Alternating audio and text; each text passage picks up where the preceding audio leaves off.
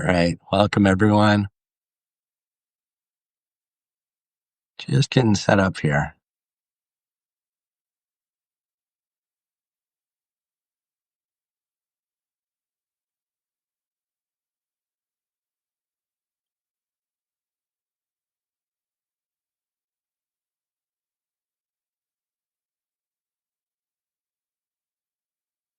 Okay. All right. We're just getting Grandmaster Aagaard set up with Substack at the moment. Welcome. Hey, Ben, Steve, Pigskin Fish. All right. I just got my merch, you guys. Is this too much? Is it too much to have the hat and the sweatshirt?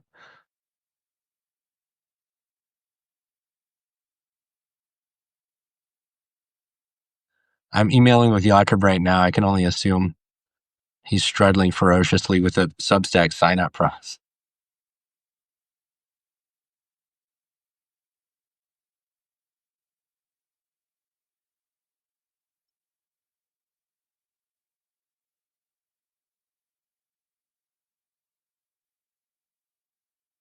Might be quite late where he is. I tried to offer him a better time, but how's everyone doing?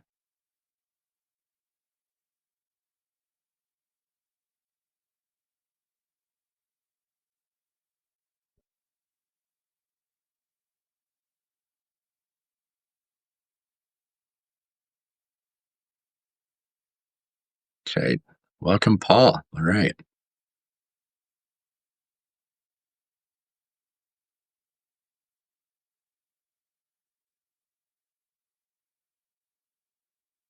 Oh yeah, Ben. So you're doing your roundup thing, yeah? I still have to write. My plan for tomorrow is, hey Luciana, my plan for tomorrow is a guide to converting when you're up a piece, but that has not been written yet. I don't know. I'll have to do that later tonight, I guess.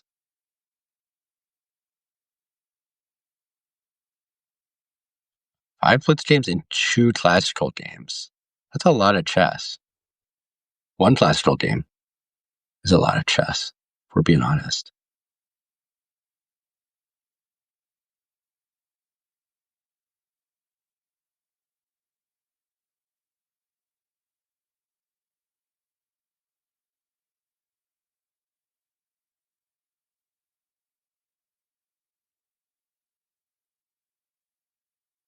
It's just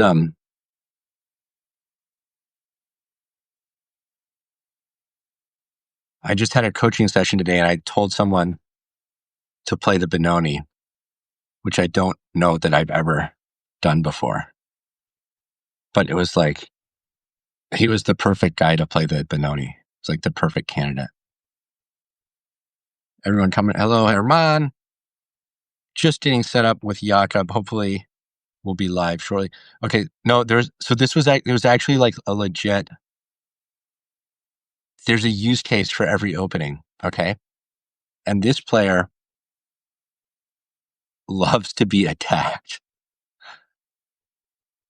Like he started playing the Philidor and he loved it because he loved it when his opponents attacked him and he would defend and like take material and repel the attack and win that way. He actually enjoyed playing like that. So like, what is the opening versus D4 that really provokes your opponent to attack you? I thought, actually, Benoni. Yeah, there's use case. I know I've been shitting on the Dutch quite a lot. There's even a use case for the Dutch. Like, actually, so everyone says like, oh, Dutch, like Simon Williams, right? Well, yeah, the Dutch is great if you're Simon Williams. Like, right? He's a grandmaster. He's a great attacking player. He really understands the ins and outs of the opening. So like, the Dutch is great if you are literally Simon Williams. But like, if you're not Simon Williams, it's pretty tough. Do you like the Benoni or Banco Gambit more? For most people, the Banco would work much better. Actually, the biggest downside to the Banco, if you're under 2000, let's say, is that it will make winning at chess too easy for you. And you may not learn you'll win your games so easily with the Banco that you may not learn as much as you really want to. because it's so effective.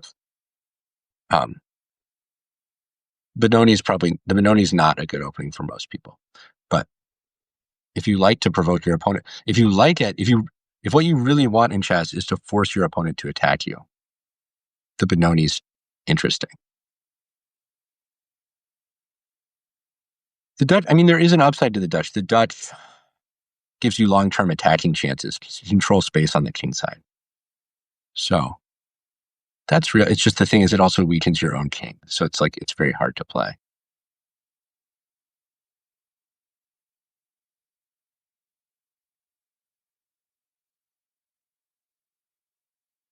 So I assume you mean the Scotch for white. Herman says, what about the Scotch? So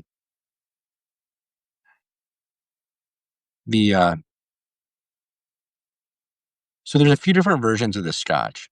There's the one that I see quite a lot that seems to be very popular with like club level players these days is the Scotch 4 Knights. That leads to the Scotch 4 Knights is like quite a simplified position where you get a relatively simplistic pawn structure, I would say, and it's a lot about piece play. It can be pretty effective. It reduces your workload in the opening, and if you know a few key plans and ideas, it can be very, very effective. I would be maybe a little concerned that it could be another opening that might not help you grow as much as you could, because it is a bit simplistic. I mean, certainly compared to something like the Roy Lopez. The Roy Lopez is much more rich. On the other hand, that's a lot to bite off.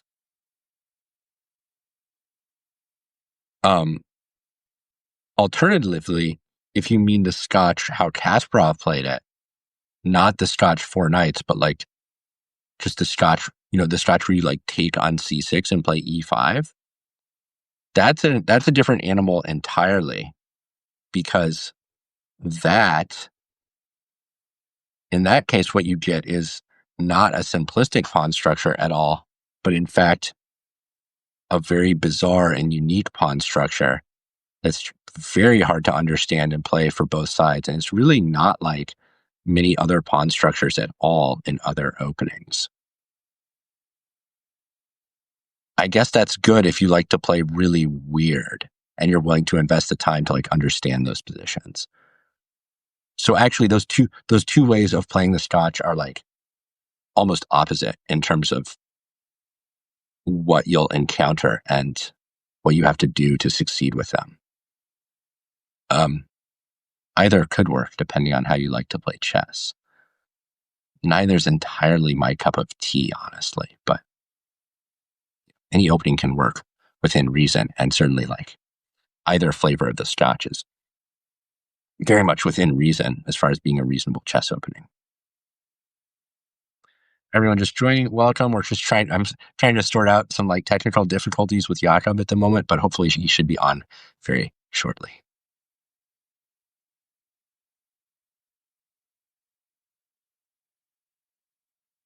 I hope his whole like internet didn't crash or something. But yeah, if you have any chess questions, Nat, you can ask me now, because I'm just hanging out and trying to get Jacob set up.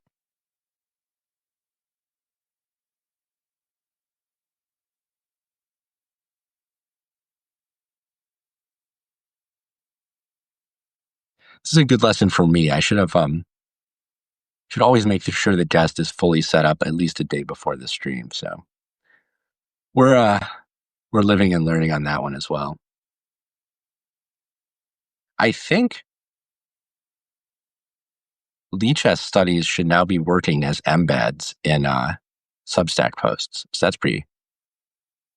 Are all Dutches bad like the Leningrad? Yeah, I mean, I think the Leningrad. I don't know. I was going to say it's one of the worst ones. Maybe it's better than the Stonewall, but then when you play G6, you also open yourself up to H4 ideas, H4, H5 stuff, which is really dangerous, depending on the move order. I guess the Leningrad is like the best version of the Leningrad is probably the best Dutch. Like that's how Hikaru plays it, and he's had a lot of success with it. But the thing about the Dutch in general is because you move your F pawn early, your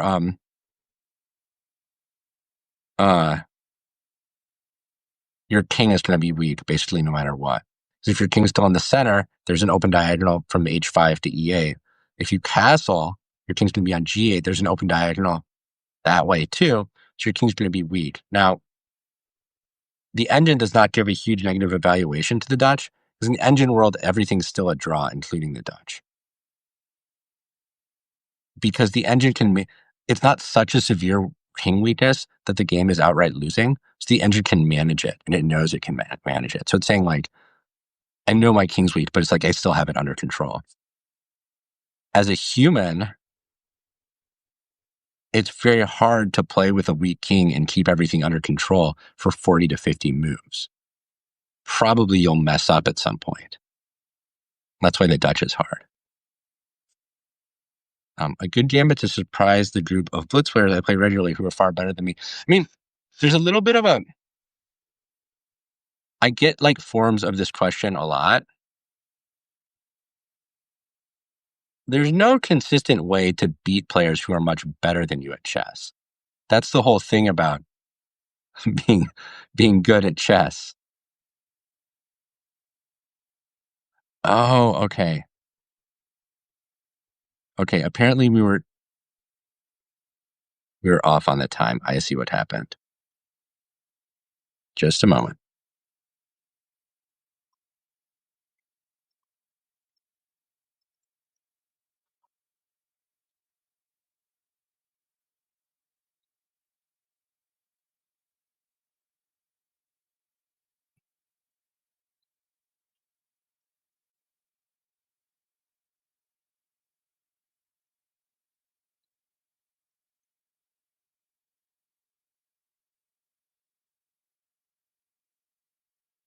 Okay, so sorry guys, I had a miscommunication. Jacob thinks we're starting in 40 minutes.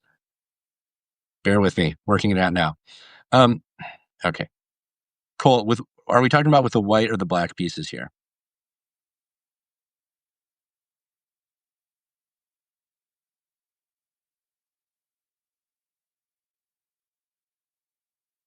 Yeah, daylight savings time.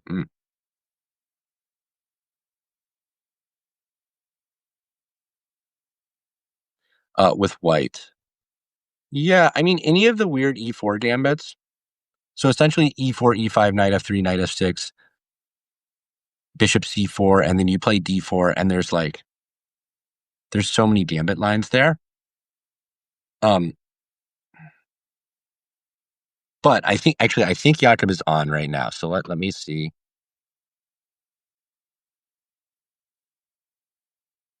Jacob.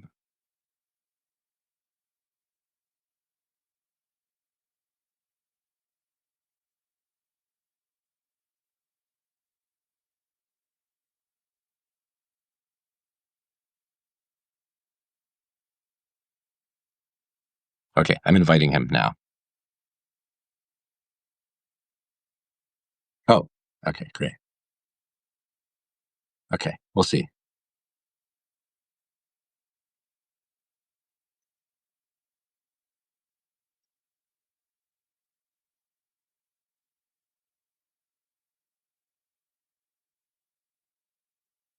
Nine-year-old son is 1,500 ELO. He loves playing but hates training. I don't know. Maybe he doesn't have to train. Like, is it important? How important is it for him to be good at this point? Or maybe you can find like ways of training that he likes, like guess the move chess is like quite game-like. But playing is the best form of training anyway.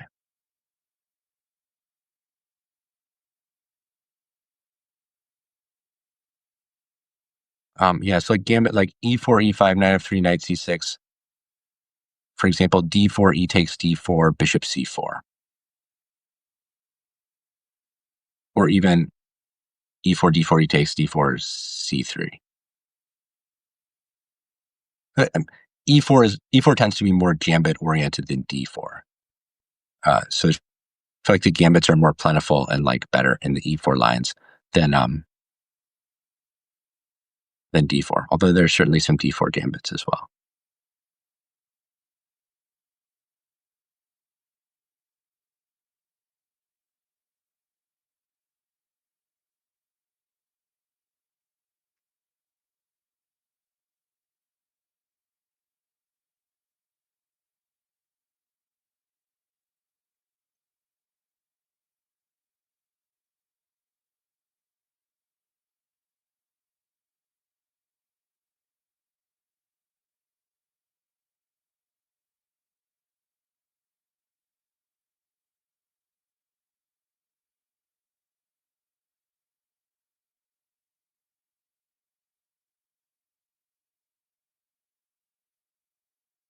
I think Eric was asking something about playing higher rated players and like complex or simple. Wouldn't necessarily think of it in terms of complex or simple, but the main thing I would say is like play your game. Don't try to like change your game to accommodate for your opponent. And if they are higher rated, play aggressively, don't back down. Because the common mistake that a lot of people make is if you play passively and you concede all the small battles and you give everything to your opponent, then you lose without there being a fight. So you want to play your game, you want to play aggressively. That gives you a puncher's chance. But again, the thing with all this is, think about if your opponent is stronger than you at chess, then statistically they will probably win more often than not. So at the end of the day, the only thing you can do to really win more is to become a stronger chess player.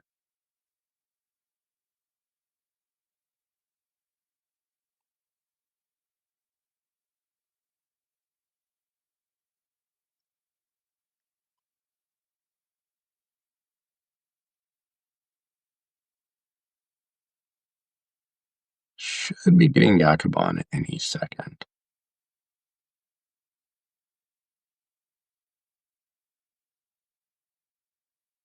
Yeah, that's the thing about the Dutch is, yes, if you are an engine or if you are probably Simon Williams, you can manage and mitigate that king weakness so that it never bites you. But if you're not such a strong player, it's hard to play a whole game and never allow that open king, that open diagonal that you're going to have to cause some sort of problem for you. It's just it's sort of a constant hazard in the position.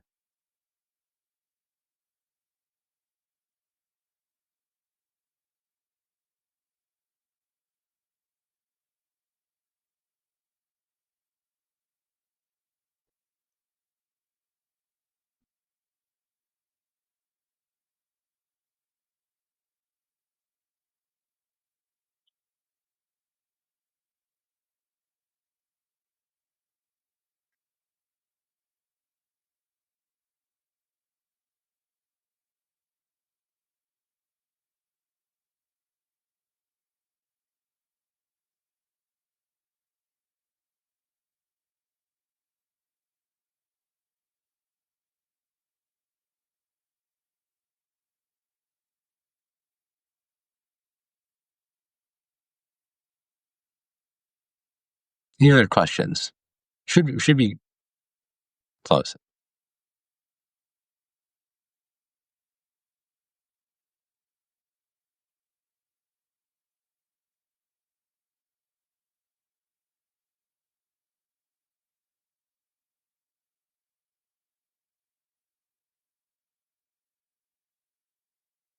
Assume the same problems with the Dutch would be present with the bird.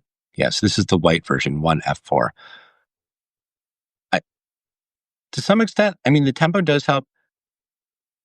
I'm a little more, I am kind of intrigued with the bird. I had one student who dropped all his opening prep and started fresh with 1F4. And he said his results got better. So that was pretty interesting. And I know that, okay, let me resend. Resend the invites.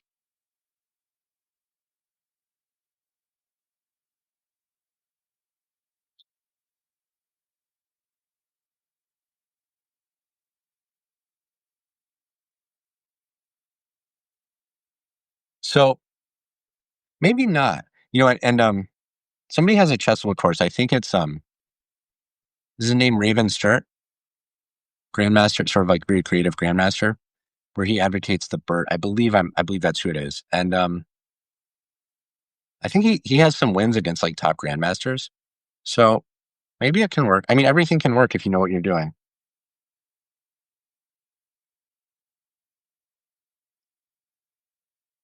Um,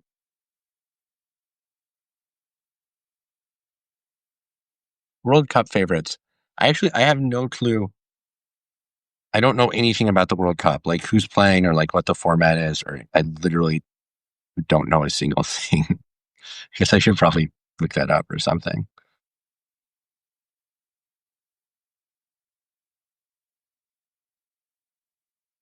Oh, so Raven Sturt created it and Simon Williams presented it. Well, that makes sense. He's like the Dutch guy.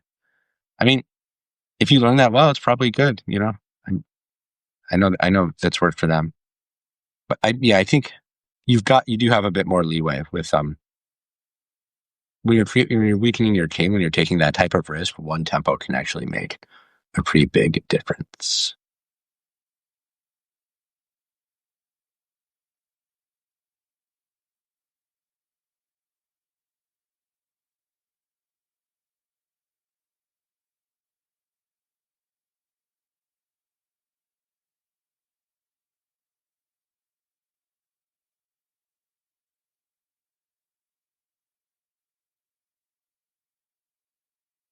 Welcome, everyone. Penguin, Steven, just sorting out a few technical difficulties getting GM Aagaard in here. I can see there's a little spinner that says waiting for Jacob Aagaard, so I don't know. I don't know what's going on, honestly. Well, hopefully soon. I wish I had prepared like a dance routine or something.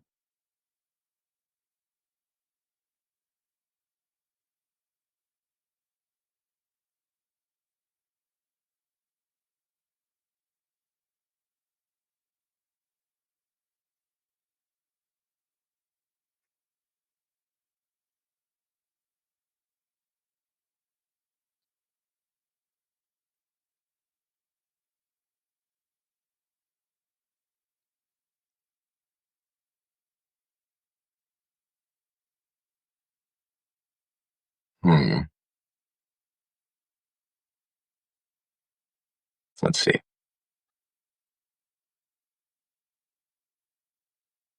Oh yeah, Wesley drawing and resigning in a drawn position.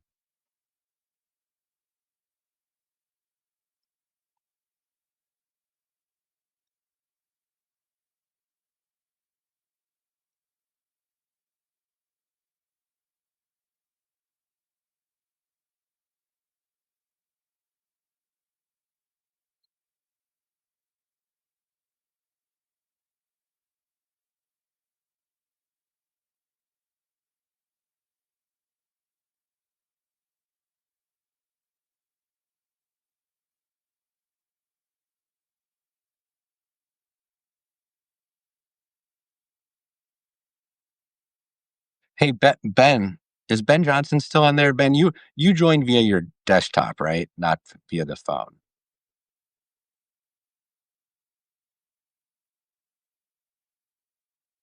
Um.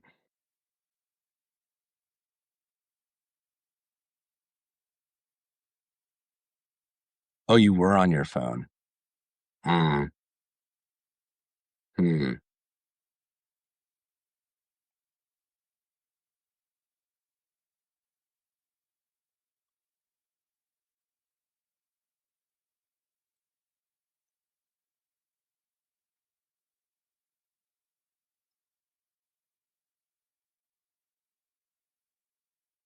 What about is Dalton in here?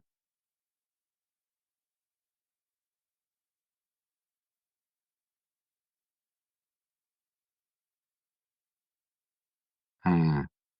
Maybe that's the issue.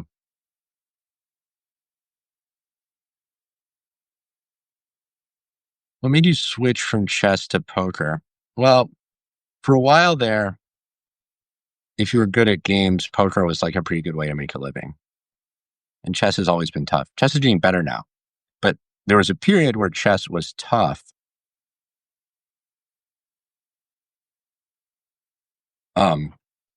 And poker was like pretty good.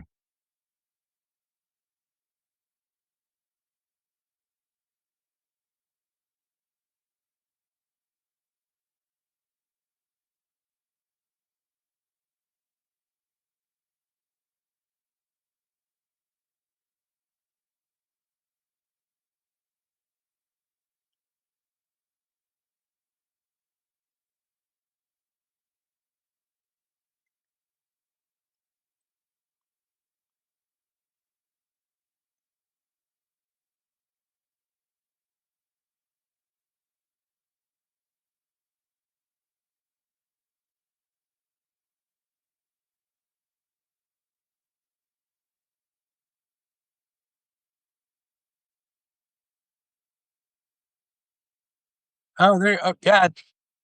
Okay. Um, this is literally the most stupid system I think I've Okay. encountered.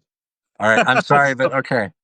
No, and also I had it in my calendar for half an hour from now. So Yeah, I think that. apologies to anyone who came early and waited and all this stuff. Okay. Well, I'm glad you're here. I think daylight savings time screwed us. I think the Substack app's a little weird, but we're here. So excellent. Yes, then yeah, the Substack. I don't know why you had another account, which has nothing to do with me, but here Oh, we I are. hadn't heard. Oh, okay. But well, we are live. We're live with 44 people right now. Okay. So welcome, Jacob. So just to introduce really quickly. So for those who don't know, Jacob Aagaard is a grandmaster.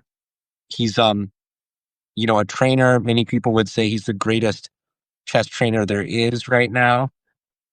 He's got this like grandmaster series, which is very good, very challenging. Also, the series with Gelfand is great too. So today we're talking about. Actually, Jacob, I think there's being a little feedback maybe. So if you have like speakers on, maybe turn them down a little bit. I don't know. I haven't done anything. Okay, no worries. I if it's you can hear yourself coming back, then I would need to find headphones. Okay, no worries. I think we're okay. So the topic today is we're talking about doing tactics or doing puzzles, right? So this is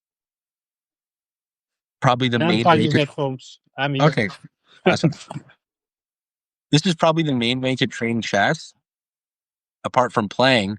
Maybe some people would even say this is like more important than playing. I wouldn't really agree with that. I would say playing's more important. But apart from playing, doing tactics or doing puzzles, right, is the big thing everyone does. But, the instruction to do tactics is quite vague, right? Like how, when, how much, from what source, right? So that's what we're talking about today is the goal today is like, we want to really drill down and be like, if you really want to use doing tactics or doing puzzles to get better at chess, what are we actually talking about? Like literally like at the level of a protocol that you can implement and sit down and do. What is it really? Okay. Um, that's my interest. So yeah, what do you think? Is that a fair intro? Can we? I don't think we're going to solve everything Fine. today, but we're going to do as much as we can. I hope the feedback is gone at least. No, that really helped. The headphones really helped. That's awesome. Good. Yeah. Well, I think we can give a lot of answers today. I think it's very important that as we go along, we define things, and we also make it clear that not everyone needs the same medicine. And I agree with you to a great extent that playing is very important. So solving a lot of puzzles with no playing, I think will do less for you than playing a lot and solving no puzzles. Mm-hmm.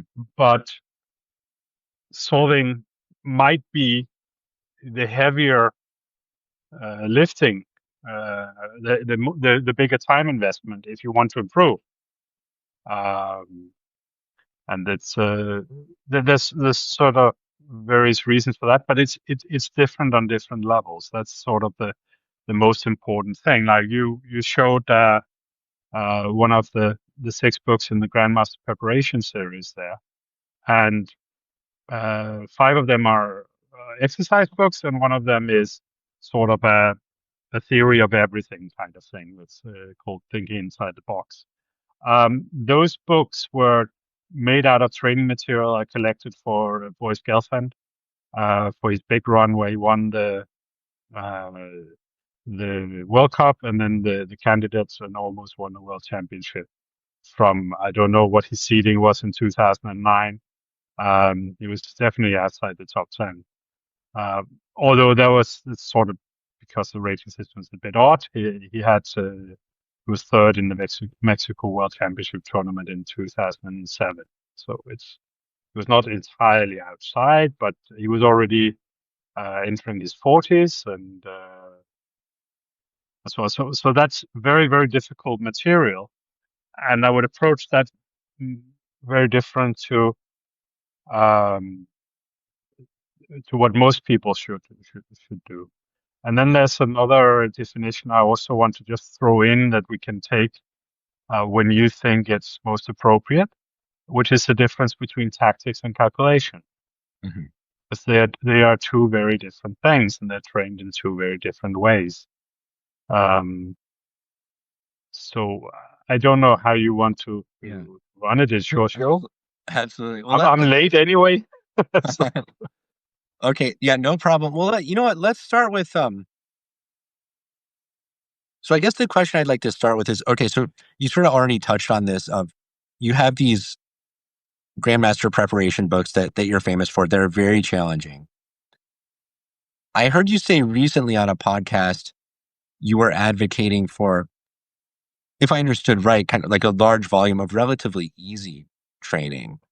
So I wanted to ask, does that represent an evolution in your thinking, or is that more about it's being targeted for the level? It's the really hard stuff is for the Boris Gelfans of the world, and the easy stuff is for the 1200s, or whatever it is.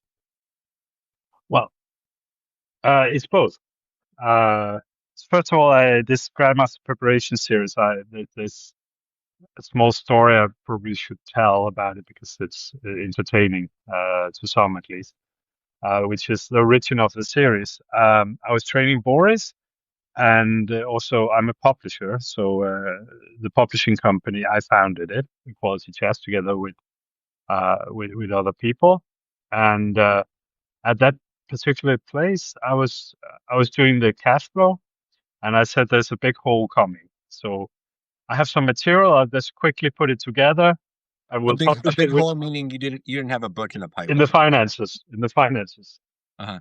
So I'll quickly put something together, and we can sell it, and we'll sort of cover the hole in the finances. So this is something that's still haunting me to this day. This series, but it was something I quickly put together from the training Well, material. quickly, Uh, you were able to do it quickly because you had already done the work with Boris. that's If true. someone wanted to assemble that material from scratch, that would have been terribly difficult. Yeah, probably. For me, But it might be. I'd already done it, yeah. Yeah. But it was sort of like, oh, well, I'll put something together quickly and we'll call it something. And then people liked it. Uh, we put out 2 books and then people liked it. And then, yeah, I made a few more. Uh, Mhm. but it literally was like, oh, we're out of money soon. Oh, I know. And also we don't have to pay. So, That's what I just saw this thing that Dostoevsky finished Crime and Punishment literally at the same time as writing a whole other novel from scratch. And he had to do both of those things in, I think it was 3 or 4 months. And if he didn't finish them, his evil publisher would get the rights not only to those books, but his entire back catalog. And he did. yeah, He's there's many stories like that. he cranked them both. He did them. He did it. He finished them. Walter Scott apparently was about to go bankrupt, and that's why he wrote Waverly. And then it was such a success that he wrote Ivanhoe and all the other things, and invented Scottish nationality in Yeah, the so process. maybe Then there's some. became the most important writer of the 19th century. He was a hero of Tolstoy and Alexander Dumas and Dostoevsky. So they all tried to be like him. Yeah, So maybe there's yeah, no, some. I think it's quite common around that time. Okay, so if I can sort of say, um, I think we start. Is it okay? We start by the difference between tactics and calculation. Excellent. Let's do that. Okay, so tactics is about patterns to a great extent. It's these small operations. If they involve a sacrifice, we call them a combination. But generally, it's small operation that gains usually some kind of material or dynamic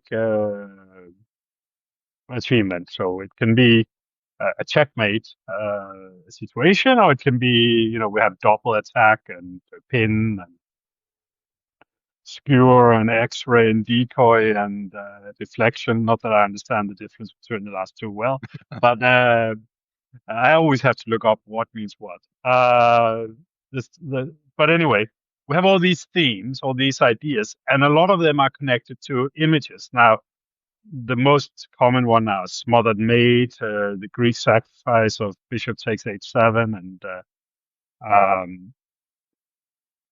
knight g5, queen h5. But there's a lot of tactical patterns. The rook takes bishop, rook takes back, and then you're pinned, and you can come in with another piece.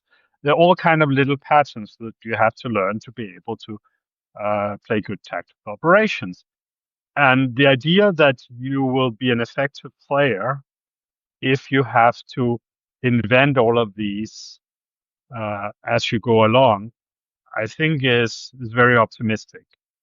It's sort of like writing a book and inventing all the words as you go along. Yeah. Yes, Shakespeare could do it, but the rest of us, we benefit from having some or as much knowledge as possible. So going through a lot of patterns and learning a lot of patterns is quite helpful for tactics.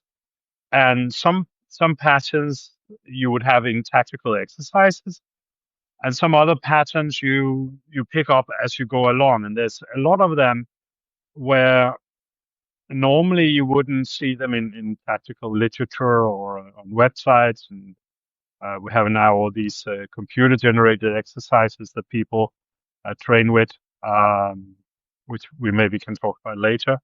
But simply to expand your knowledge of patterns and ideas as much as possible, not in the abstract, but in a visual way. So you're like, oh, here I've seen this again. So I have this friend, Dan from Los Angeles, who has been teaching me a little bit of guitar while I've been teaching him a little bit of chess. And one thing I asked him to do was to do 20 minutes of tactics every day. And he's been doing this in a little over 600 days.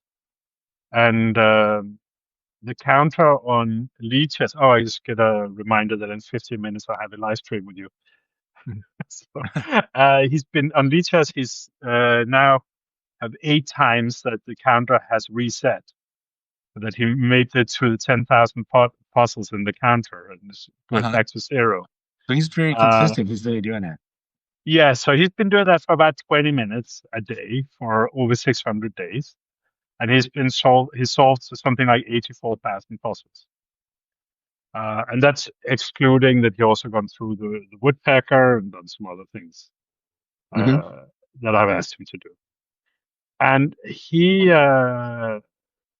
wins online games with Legals Made, and he gets other kind of great little tactical thing. And recently he played his first tournament in Alto in Charlotte.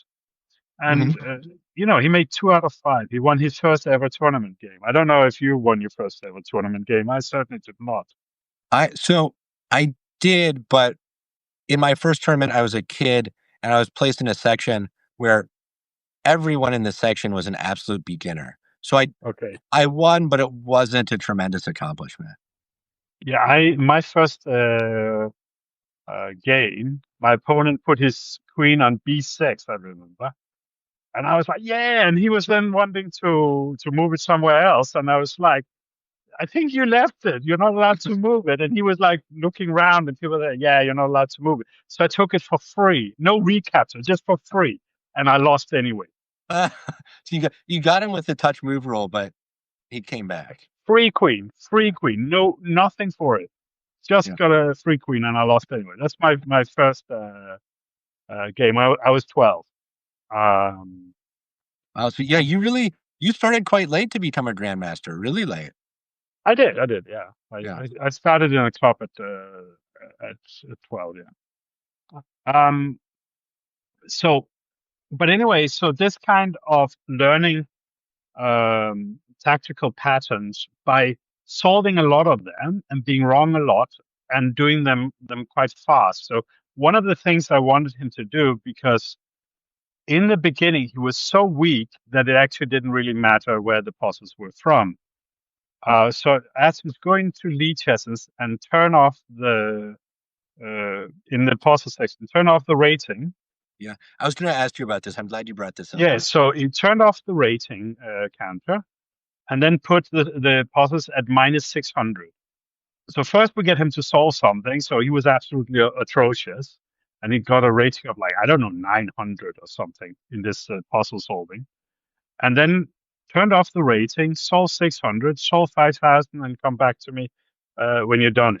Yeah, I want to really, for people who are listening, I want to really like pause and highlight what Jacob's saying right now, because I think this is super important. So if you do the puzzles on Lichess, or for that matter on chess.com, in the sort of default setting, they will dynamically adjust to get to your level, to be challenging, or at least what the site thinks is challenging for where you are. And what you're saying, and I think what I've really found this with my students too, for most people, especially if you're early on in the process, it's actually much too challenging. Because what you need early on is not to be pushed to the limits of your calculation, but what you need is a tremendous volume and repetition of seeing those easier patterns.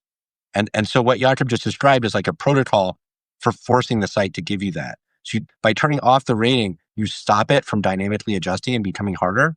And by doing minus 600, you make it easier. So what you're doing is you're hacking into the settings to say, don't get harder and keep it easier, because I need to do a ton of easy puzzles. Keep it really, really easy, because in the beginning, I wanted him to have a visual experience.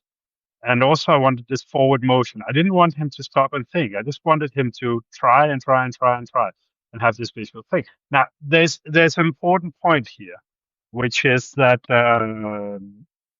this is also designed to his personality to some extent. Like everyone should find what works for them. And it's not necessarily what works for Dan is right for someone else. But Dan is, he's sort of, he fits into LA. He's very hyper ADHD kind of personality. And because I knew he went to Berkeley music school. He's a bass player and he has this idea of just drilling scales, drilling repetitive patterns. So this thing was very natural for him. It was designed around a skill set of practice that he already had and about his personality of not being ready for that really at all.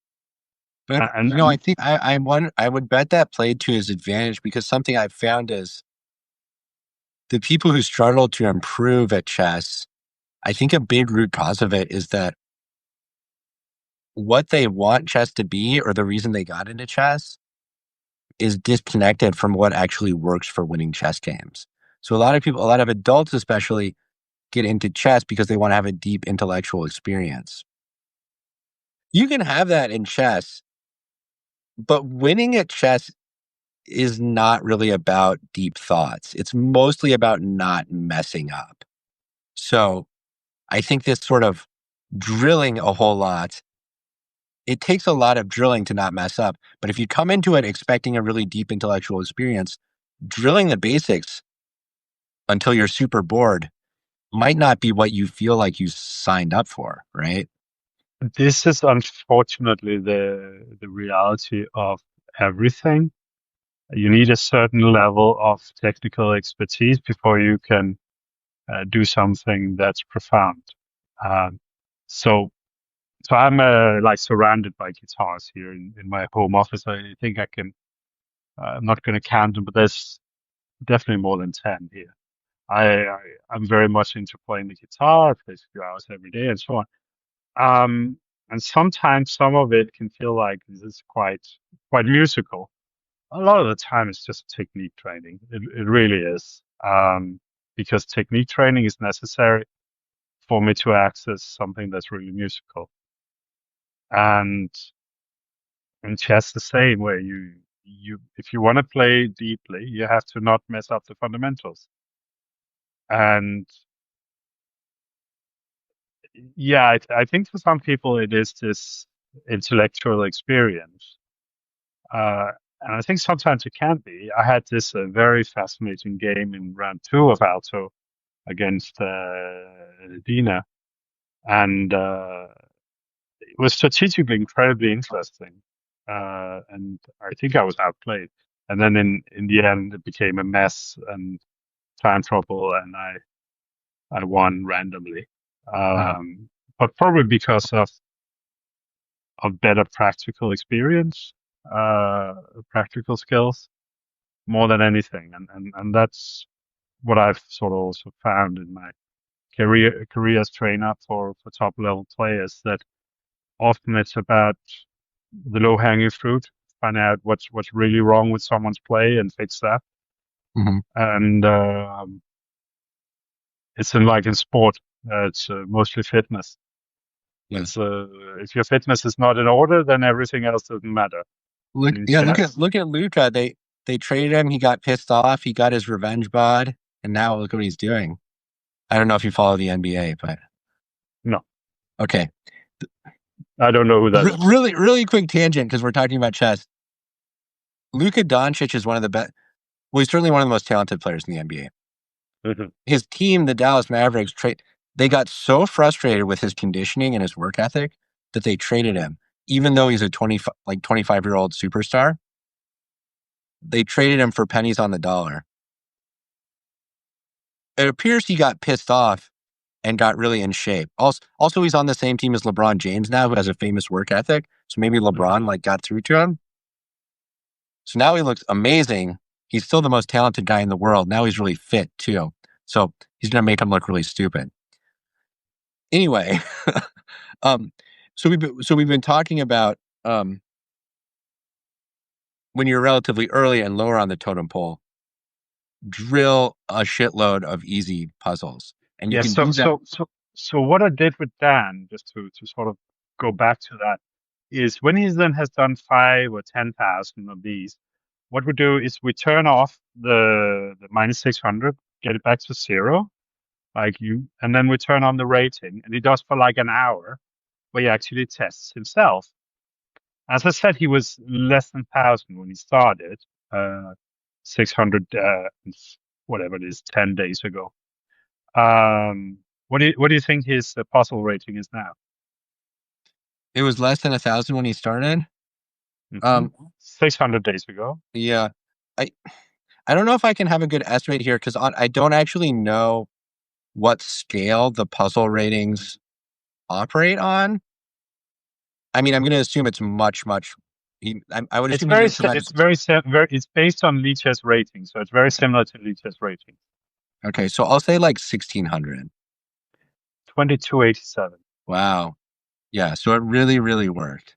In all other phases of the game, he remains, Yes, 1100. it takes a unique person because a lot of people are going to be like, when am I learning the openings? When am I learning the strategy? The thing is, you don't have to be like this, uh, have to do it in this way. If you were doing, if you're a different person, we're doing like a little bit of opening, a little bit of reading middle games and just going through games, and you were every third day spending 20 minutes, half an hour doing this, or you were spending 5 minutes every day or 10 minutes every day, you probably have a much better outcome. If you're playing tournaments, like Yeah. he didn't play tournaments, he played, he plays 3 minute blitz at 2 in the morning. It's, this is fun, and if it's for you, it's fine, but it's not going to get you better. For me, I would, for people watching this, I would say I think a good baseline is 10 minutes per, so do what Jakob says, turn off the puzzle rating, set it to negative 600 points, 10 minutes per day. I am a big believer in daily habits. So I think if you can manage it, 10 minutes per day is better than 30 minutes every third day. Because it's going to be Absolutely, absolutely. And there are two reasons for that. One is that you have the momentum feeling. If it's every day, you keep it going. And if you have some sort of an app or just a calendar on the wall where you put your cross every day, you don't want to suddenly have a blank square. The downside to having such a strategy is if you get the blank square, then there's a sort of a crash danger. Um, and the other thing is, every time you sleep, you learn. So it processes what happened during the day. So if it's every day, then these patterns, these things will be processed every day. And your brain is over time re-engineered to think chess, which obviously it wasn't designed to as a starting point. Our brain is very much based on expecting the wild nature, yeah, and chess is I actually incredibly potent.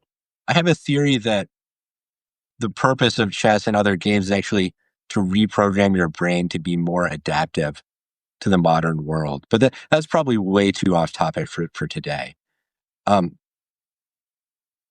but okay, so yeah, we're both in agreement that if you can manage it a little bit every day is really good. It's easier to program. It's easier to be consistent.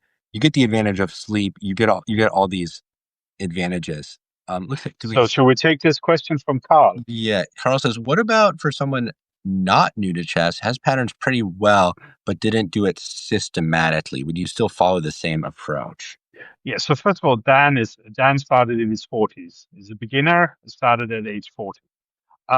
Yes, I would actually recommend the same. And so at our academy, which I have to plug, killerchesstraining.com, we have Yes. yeah we have two weekly homeworks which I do. One of them is the easier one, and we call it friendly homework, and it's 18 exercises, six reasonably easy tactics, six tactical things you have to really think about, and then six not too hard positional exercise. When I say not too hard, I mean they're aimed at 16, 1800. But everyone has to think. Everyone can make basic mistakes. And then we have killer homework, which is six difficult tactics calculation exercises and six difficult positional exercises. So this is in all 30 exercises. What I always did is I always forced my students to do both. My private students. I should say Dan is really an aberration in that I've taken on this student who is, I don't know what he's, 12, 13, 1400 level now, which is because he's a friend. Normally, my rule is for students to either be over 2600 or to have won the world championship. So that's currently my All right, rule. I'll see you soon. Yeah. See you soon. Yeah. Yeah. Well, you're still a bit young to win the senior world championship, aren't you? Yeah. Yeah. So, I could aim for that. I could aim for that. yeah, no, no. But actually, I do have a training camp with 2600s and a world champion, a women world champion coming up. So uh, that was sort of where I made okay, this 2600 rule. I make an exception for women's world champion. Uh, but uh, but it's normally when I say my students, I mean strong grandmasters. Like it's Shangland up to Satorov. Uh, there's been others, but these are probably the names people know. Um, I always made them do the friendly homeworks as well, even though these were homeworks produced for players 2000 and below, because simply just this of doing a lot of patterns really, really worked. And It's said that Kobe Bryant, for instance, always practiced layups, and fundamentals. Right. So oh, that's this good. comes They always do. The yeah. best the best always revert to fundamentals. In chess, there's sort of a thing that's very different from most other sports, that you cannot practice doing the same again and again without it being incredibly weird and probably unproductive. So in music, I can practice the same many times, and there's something new to it all the time. But in chess, it's like, yeah, it goes here. Yeah. And Well, in chess, you memorize it. there's the woodpecker thing where You we don't can really sort want to of memorize the specific. we can talk a little bit about the woodpecker if you want, but I would recommend you to get Axel on. He would be happy to come on, and you should debate that whole thing with him, um, which is very interesting. It's sort of based on a slightly different way of doing patterns, and I think based on personality, some things work for some people, some things work for others, and not the same thing doesn't give the same outcome with everyone. Um, but generally in chess, we need some sort of variety because the process is finding something. Mhm. So we're discovering something, we're solving something we do not automatically see, and you cannot do that if you already have seen it before. Yeah, So you it cannot has have the repetition of layups or scales or anything like that. with that. I actually, to me, it seems very relevant to a concept from machine learning or AI, which is called overfitting. So when you're training these AI models, you want them to generalize, right? So let's say you're trying to train a model to tell the difference between an image of a cat and a dog. That's quite easy now. That was actually like an impossibly hard problem in computers for a long time.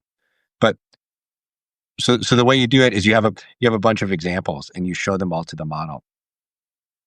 You want it to generalize. You don't want it to memorize the specific images you've shown. Because if it memorizes them, you get weird things like it thinks like, oh, if there's a red balloon in the background, that means cat. That doesn't Yes. mean cat. That's the wrong. But if it's just memorizing a specific picture, that happens. So likewise in chess, you want a broad enough training set. You have to be able to generalize properly. You don't just want to memorize specific examples. Mhm. Um, how, So there's a little thing to that, which is for me it's three layers at the same time. Of course, what you're saying and it is incredibly intelligent, and now I'm going to dumb it down again. Um, for me, it's sort of three things. There's a visual aspect to the patterns we talk about tactics. So there's a visual aspect of it. Then there's a mechanical aspect to it, of the interplay of the pieces. And then there's various abstract patterns as well, which is also patterns, but they're abstract. Um, and in various parts of chess, we can talk about, uh, like people call them rules. I don't like rules. I like concepts. That's a whole other discussion. Um, Basically, rules brings about a mindset. Well, you have to do this. It's a rule, while a concept is like this often works. You should check it. It's a good idea often. Um, but but there is an abstract thing in basic tactics that beginners need to learn, and even some strong players, which is the moment, the tempo of things happening, um, where you can win time by forcing the opponent to do things he doesn't want to do, so he doesn't have time to advance his own plans. And that is abstract, but it's also for that reason it gives you a feeling for tactics.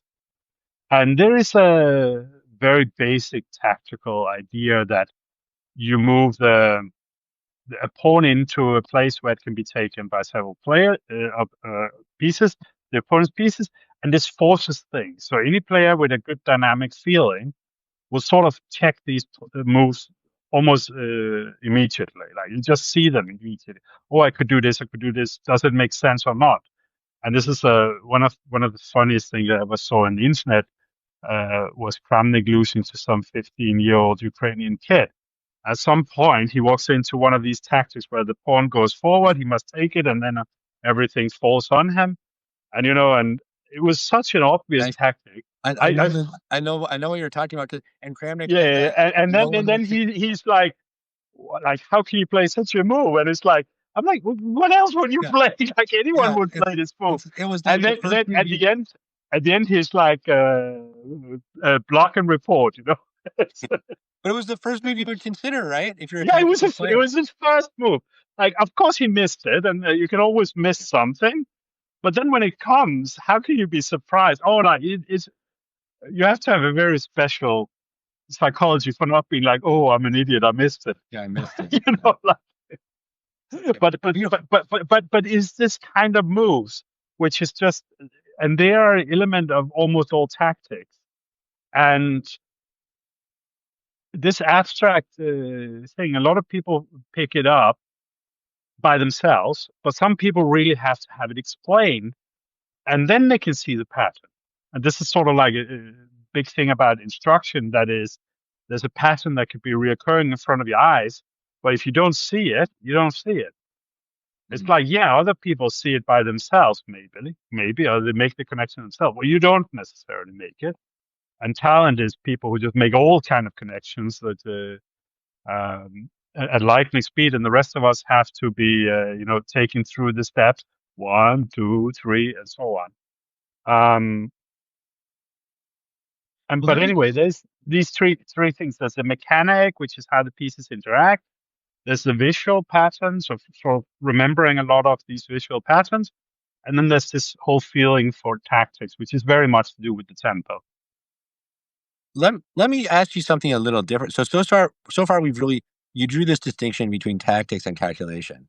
Yes. So far we've been really speaking about tactics and about how much ground you can really cover just by drilling these easy tactics consistently. Mhm. That's been my experience too as a coach. I think by drilling the easy tactics diligently, that's a pretty great road up to 1600, if not higher. My question is, but sometimes in chess and in life, what got you here won't get you there, right? So Mhm. is there a moment where you have to switch from tactics to calculation, or where you have to stack on top of the tactics the calculation? Where does the calculation come in? Well, first of all, with tactics, I think it was Jan Timman who said you can never do enough. So there's no end. Of course, at some point they should be more difficult, and you also develop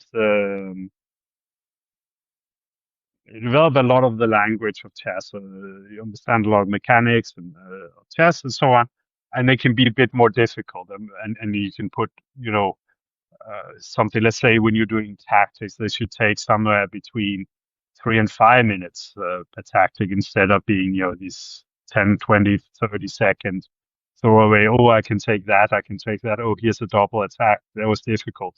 The kind of thing of a beginner where they shouldn't be sitting and looking for a long time. This is really one of the most important things I have learned, but it's only because I started thinking about it. Because as you were very complimentary about uh, my abilities as a trainer, but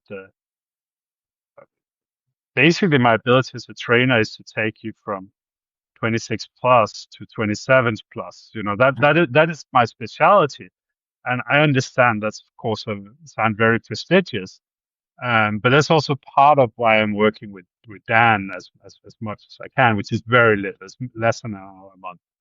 Um, it's just to sort of have some feeling of how do you go from 1,000 to 1,500, and to think about that, which I'm not a specialty at all. And that's also why all this nonsense about great trainers and so on is like I worked very well with some people, and with others it didn't work as well. And then maybe I was just there when greatness happened in front of my eyes. Who knows? Yeah, I do think Um, that I found the biggest. secret to looking like a great coach is having the best clients. If you have the I think people who are if you have the people who are so exceptional that they would succeed without you, then you look really good. Right? no, like 17-year-old wins the World Rapid Championship and contacts me and say, could you teach me how to be better at chess? I think that sounded pretty promising. That's- it should be said that at that time was start of February. What is it, 22 or 21? Or 21 or 22, February 22. He was 2650. He played a tournament in Belgrade. He was barely managing to keep 2650. So we're And speaking of after Abdusattorov. Satorov, yeah, and 6 months later, he led Uzbekistan to win the Olympiad and won the important game against Gukash. He only got silver because he didn't win against Gear in the last round. Um, so he only got silver on board one, but they That won the was whole that thing. game against Utrecht. That was a comeback, right? Where It was a comeback. He positionally outplayed. outplayed him beautifully, but then Abdusattorov showed a lot of resilience. Yeah, the thing with him was he was so incredibly resourceful, and yeah, we sort of worked very closely together in 10, 11 months, and he almost won by NC in 2023, and then we sort of stopped working. Officially, it was more than a year later we stopped, but essentially we stopped there in practical terms. But yeah, no, I sort of that's a very different thing to do anyway. Uh, so so the thing is, yeah, there comes a point where you want to go from learning a lot of patterns, and not that you want to stop doing that, but you want to get away from doing very, very simple things, which is learning a lot of pattern, learning the mechanics of chess, getting a good feeling for it, and also sort of learning problem solving to a great extent. Most of us go around and do 99 to 100% of our daily thinking as intuitive solving. Most decision you make is based on, oh, this feels right. And this is a big difference between tactics and calculation. And basically, a lot of chess moves where you want to do things that feel right, and then you want to be able to, at some point, to switch to calculation. And now, for me, it's very important to define things because once you define things, you can sort of take people with you. Otherwise, you can easily lose them. And that was sort of not that I want to return to it, but I had this debate more than 20 years ago with John Watson in various books and so on. That was sort of one of my problems with his, because his definition of calculation was indistinguishable from thinking. Mm. And that sort of was the core problem. And another problem in that whole debate was he didn't share my sense of humor. Which if I make a very very stupid joke and you say this makes no sense at all, so I don't understand his point, then we're never going to speak the same language. Maybe I was too young and he was too serious. I don't know. But for me, I often ask people, what is calculation? And everyone here listening, I think I saw Dalton. Hi, how you doing? May have someone may have heard my definition before. I don't know if you have. I don't actually know it, so Okay, so yes, fine. Everyone here should think for themselves. What does calculation mean? And try to say a sentence about what is calculation in chess. And if it doesn't sound like porridge, already you are ahead of majority. But anyway, talking of porridge, Nate, what yes. is calculation in chess? Okay, putting me on the spot. No, and honestly, I don't. I've probably heard your definition somewhere, but I don't remember. So I honestly don't remember it. So I would much rather have yours anyway.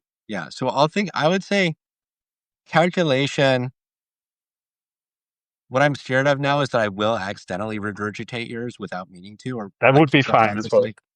So what I'm thinking is like going beyond what you can see initially. Okay, so this is very close to my definition here. So often the answer I get from people is something about seeing moves in my head, or some kind of thinking concrete moves or something, which is not entirely wrong. That is certainly a part of it, but the thing is to sort of distinguish between what is actually happening. What are the so if we go to this thinking fast and slow thing, where we have system one, system two. System one is what we would call intuition, thoughts flowing through our mind, and we can go into free will and free won't as well, but we'll probably stay for another day. But essentially, thoughts going through our mind, and we sort of just pick something. This feels right. This looks right, kind of thing, which is a lot about thinking. It's our everyday thinking. It's definitely what we do in Blitz and faster format, and also it's what we the way we make a lot of decisions. No, I like this more than that for some reason. This feels more practical or whatever. Here, this looks dangerous. I go with the other one. But calculation, and here we're talking about really working things out. This comes in is very useful in what I call critical moments, which of course is not a new term. So I define critical moments as positions where you expect the best move to be much better than other moves. Mm-hmm. So here it's important that you play the best move. Also, uh, it presupposes some sort of complications. Yeah, the Now, best move this isn't it's not obvious, probably. yes. So, but you can also have strategic positions where the best move is not obvious, and at the same time, you also know you're not going to find it. I'm going to have to plug in my phone here, or it's going to stop very, Yeah, no very problem. soon.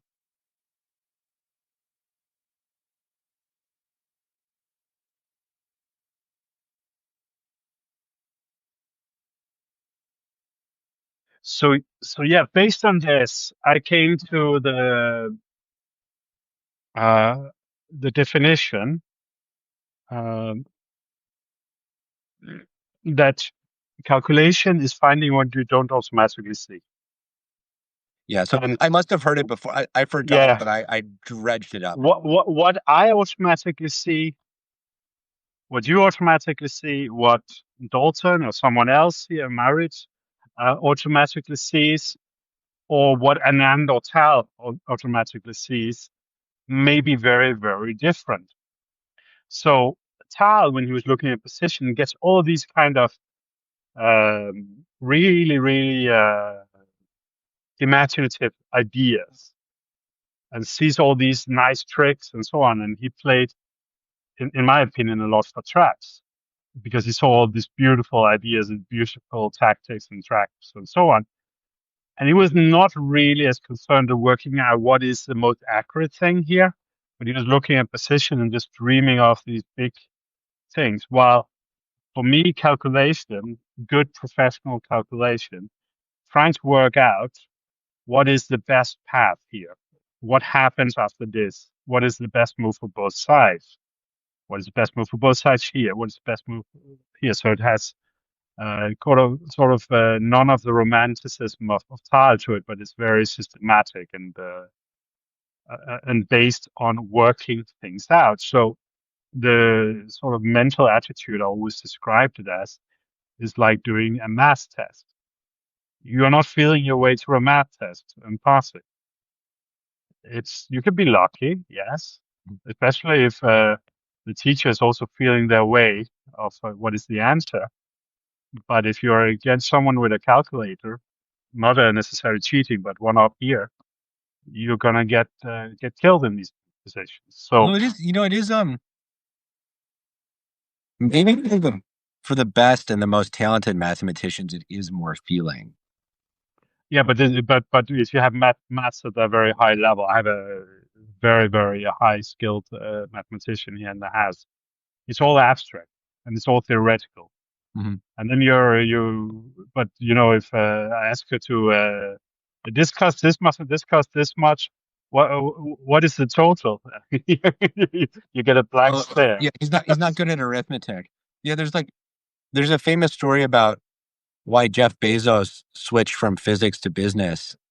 Hmm.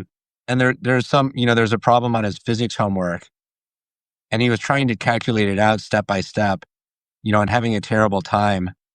Hmm. And he just couldn't solve it. And he had some friend who was a more talented mathematician or a physicist, and he went over to his dorm room and showed him the problem. Yeah. And the guy just looks at it for a few seconds and says, "What? It's zero. Can't you see the answer is zero?" And Bezos is like, what do you mean?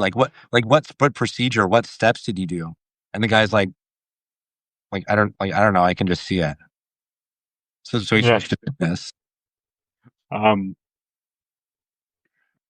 so I saw a Twitter post today from a UK political party called the Greens, which is basically, it's a repackaging of the Communist Party.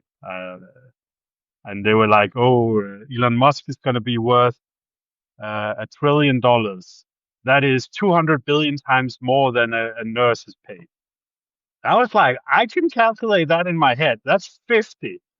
And he's going to get that over 10 years. So if you're saying a nurse is going to get paid $50 over 10 years, that's out by a factor of quite a lot. Actually, it's a factor of 10,920. But I'm sure it must have felt Yeah. right when they wrote it. Um, and then there's the whole thing like, wouldn't they spend $1 trillion to get everyone to go electric cars if they were asked this 10 years ago? But anyway, uh, Yeah. Let's say so. I know he's a divisive figure, and I have no opinion either way.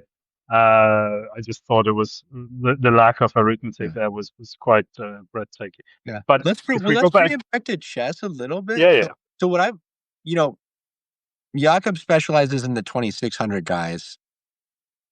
I work with more of like the 1600 guys. So and what I've found is drilling these easy tactics, I think, is a very good road to like 1600, perhaps even to 1800. But then once you get to that 1600 or let's say 1800, to go beyond that, I think in my experience, that's where you can't stop doing the tactics, but you have to layer on top the calculation, at least in my experience. So then, so yeah. then we, Is, yeah. is calculation really the next thing to put on top? Well, I'm I not don't know. What sure. do you think? Well, I think it's very individual. So here's my sort of bizarre working method when I work with 2600s. Um, and my theory is that the same should work for you working with 1600. So I go through the games they played in the last three tournaments, and I find out what it is about their play that is so ridiculous that they're that weak. And I think That they're so weak to be 2600. they're so weak to be 2600. Why only 2600? And when I do that, I always get a very obvious answer. Um, and I had a session with one guy who's 2600 not so long ago, and it was not the right fit, but I had worked on these games in advance, and we looked at it together, and and he was like, I need to improve my calculation, and I analyzed all these games. Of course, I used an engine, and I spent maybe like, let's say, 30 games. I spent maybe an hour and a half, 2 hours Per game or prepare. total? No, for the whole thing. I'm just looking for the obvious mistakes. Yeah. Now, the computer at these days will tell us if something is a mistake. I have 40 years of experience to understanding why it's a mistake, Mhm. which is a very different thing. Now, I'm very good at recognizing mistakes. I'm not necessarily good at making moves. It's a very different skill. That's why That's my why you're not 2700 at the moment. Well, my highest was I one season I had a 2600 performance. That was sort of my peak level. And okay, since then there was inflation and then deflation, so it would probably be similar to now. My rating never made it to 2600. I had kids instead. I think this is quite a common story. But I was definitely heading in that direction. But probably not beyond that. I have many obvious character flaws.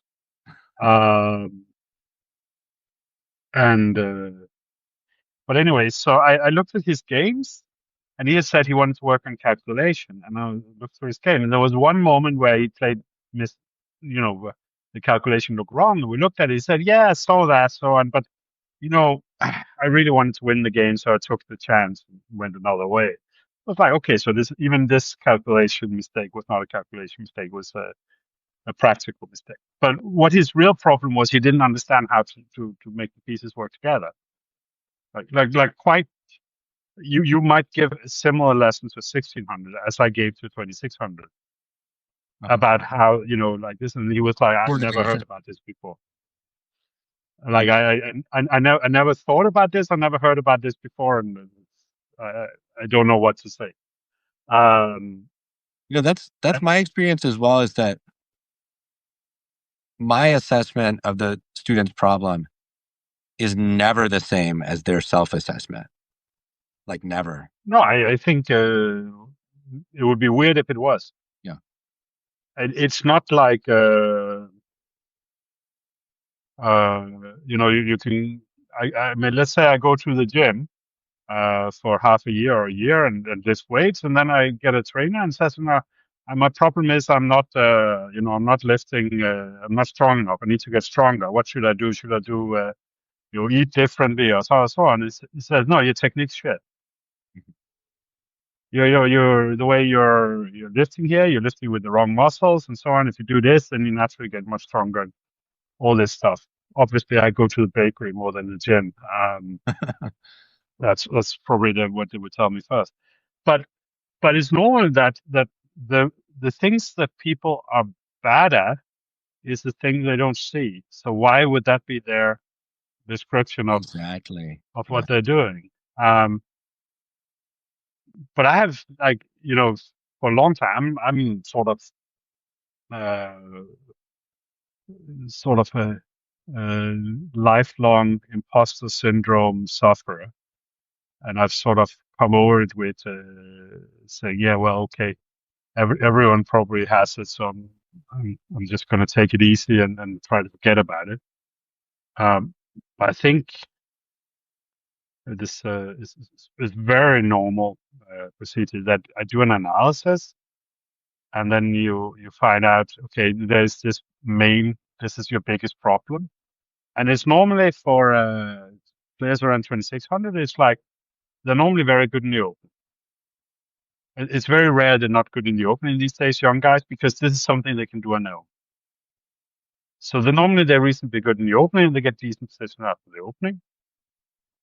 But then either they misplay them technically or they misplay them dynamically, because one of the two comes natural to them, the way of thinking, and then they don't really access the other one. This is very common, and I don't see why it should be very different at 1600. Mhm. Yeah, It's I've just noticed it. It's just much actually more basic things. something I've noticed of a differentiator between, let's say, 1800 and 2200. If you speak with 1800s and you get them to say their thought process out loud, typically they either think abstractly or concretely, one or the other in every situation. And whichever one they do, the opposite one is totally foreign to them. So what I mean by abstractly or concretely is there are some people who only think in sequences of moves, and they have no ideas or concepts about chess. And that's probably more characteristic of younger players and kids, but not always. Alternatively, there are people who only think in um, concepts and ideas, and they have no idea about sequences of specific moves. You see that more often with adults. Um, Now, obviously, both are important in chess, and if you only do one or the other, you can be blindsided. Like if you only think of concepts, there can just be a 3-move sequence that kills you that you never saw coming. If you only think in moves, you can be operating according to an entirely mistaken theory of the position. So all the moves you're considering don't actually address the core thing about the position that's really happening. I find when you get to master level, usually there's at least some concept of both of these and some awareness that you should be able to switch back and forth between these two modes of thinking. To actually do that with tremendous skill consistently is difficult. But I found like when once you get to master level, usually there's at least some ability on both sides. If you're talking about like 1800, many players are actually 100% on one side or the other. And if you try to explain the other side to them, they're like, "Oh, I didn't realize there was a whole other way to think about chess." Yeah, I think when you get it to 2600, it's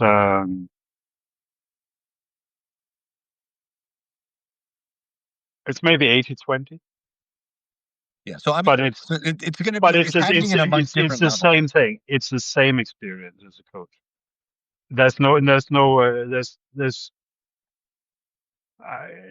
I feel like emotionally I want to say it's exactly the same, but if you hadn't said that, it's different for when you get to 2200, um, because of course it's not exactly the same, but if we have the scale between abstract and concrete, and you have 100 kilo weights or something like that, and you put them uh,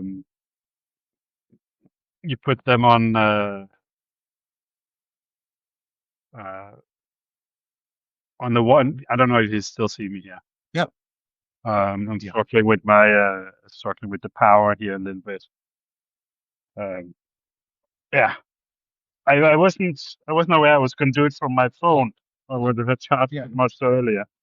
Yeah. You No you should problem. have me lying on the floor here to for the cable to access the power unit. Um, no, but you see very similar things. For example, when I did, I think you had it up before the book with the first of the four Gelfand book, Positional Decision Making in Chess. So when we did that book, I was close to my peak rating, I think. I was still over 2500 at least. And there was some moments where there was some things that sort of clicked for me that had never had. And I've been, inside top 200, barely, very barely. Uh, maybe exactly, let's say it like that way. I've been number 200 in the world. And there was something that clicked for me on positional play that I just didn't get until that moment, which was when he said, "Oh, that doesn't concern me now. Just do the right things, and then it will work out." Because I was so concrete that I was like, "Okay, you go into this end game. This is a very famous game against a player from Campora from Latin America. There's many golden moments in it. The description of, and I was asking, so you go into this end game, were you not worried you're not going to win it? How were you planning on winning? You cannot have seen all this, and he's like, oh no, it doesn't concern me. Too many weaknesses. I will always win this. And at the time, I was sort of saying, oh, this guy's very experienced. But later on, I understood that that's actually how technical thinking should be. I do the right things, and then later I work out how to use them. I don't need to have worked everything out early. I understand that I am creating a weakness. I understand that now I have the two bishops. I don't have to work out how I will use the two bishops. I have two bishops in an open position. My experience tells me that this works out well. I don't need to know how I'm going to use it. I'm just going to play on and solve problems one by one. And here I put a little bit on top of it. So um, my friend Schoenberg Hansen at the time, he called it playing like an accountant. just adding little things up. Beam Now punches, yes. Okay. now he calls a squirrel chess, putting nuts away for the winter, for Yeah. the end game. You know, Um, and Jakob, I think you and I are opposites in this regard because you came up as a tactical concrete player and then you learned the no, positional. actually, I'm an intuitive dynamic player, Oh, but really? yeah. Oh, I was just going to say that my impression was that you were, quite tactical, whereas I've definitely always been intuitive, and if I wanted to go in and really invest in my chess team now, I think I would have to work on the analytical, the calculation. Um, it's like the feel part of the game comes relatively naturally to me. That when you have to really sweat and work out the variations, that's probably Yeah, it was always a problem for me also, to say. I got the big attacks going. I had a good feeling for that. I just set it up. And then later on, I became much more technical and developed a feeling for that. so. Yeah, I was going to ask you, how do you, so we've talked about the dynamics of working on, the relatively easy tactics. What about if you are to that point where it makes perhaps some sense for you? Well, maybe tell me if you think this does make sense, because maybe there's another step before we even get to this. But if you do want to work on that more difficult calculation, how do you set, like, where do you find the positions? Do you set it up on a physical board? Like, what does it really look like when you get down to this So, position? so generally, I am very big fan of setting things up on a physical board. So the only exception to setting up exercises on a physical board for me is when the process of setting them up is taking too much time, Mhm. because you go through them so quickly that the time is spent mostly setting things up on the board. Now, Sam Shanklin, who I worked with for a very long time, he always sets it up on a board no matter how easy it is, because it's just become like a rhythm for him. But basically, I care most about OTB chess. This is where all the credentials are. This is where students really want to succeed, whether it's fast or slow chess. Um, and simply thinking in 3D is something you want to get used to. So there's that part of it. The other part of it, where do you start? Well, um, first of all, I think important thing, which is sort of like, this is a mental thing for many people. You can't do it wrong. I think this is like most people get this kind of paralyzed because they want to do the most optimal training. Yeah. No, you need to get going. That's Yeah. The best training is the one you do. That's for sure. yeah. No, it's, the best sport is the one you like. It's so the best training, tactics training, is like, if you work well off a book, then work off a book. If you work well off a website, work off a website. If thinking about a position for 10 minutes is not for you at this moment, then don't do that. But at some point, you will come to, like what you were talking about. You will come to, well, if I actually really want to improve, I have to do something I'm not good at. Which may be Things uncomfortable you're or things you're not painful. good at, you're not enjoying. Yeah. I can promise you. And there comes in a super concept, which is really, really important. This is used in all fields, always, and always works, which is slow down. It's the super hack number one. Don't go faster than you technically can follow it. Chess can be played fast, but it's learned slowly. Mm. You can drive very fast in a car, but you don't want to do it in the beginning. Now there you're gonna meet reality very, very quickly. While in chess, you're just gonna get stuck.